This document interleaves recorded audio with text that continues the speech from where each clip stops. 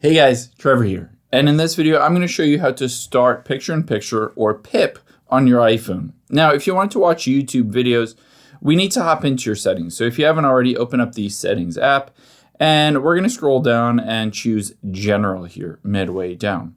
The first thing we need to do is scroll to the very bottom and you can see VPN and device management. Let's tap on that. If you're connected to a VPN, this can mess up potentially how the picture-in-picture is used or if it's enabled or available. So if this is turned on, make sure to turn it off.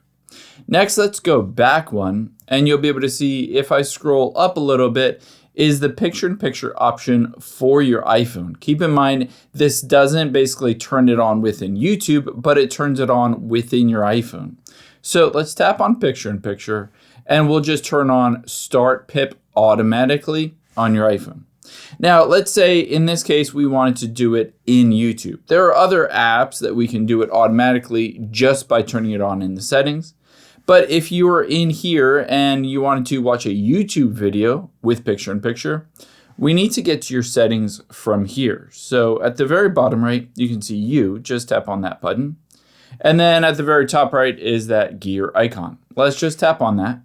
And now we are in the settings of your phone or of the YouTube app. All we need to do from here is scroll down until we find playback there, midway down. Tap on playback. And there is picture-in-picture or PiP. If you turn that on, I'll show you how it works. Let's hop out of here and open up one of my videos.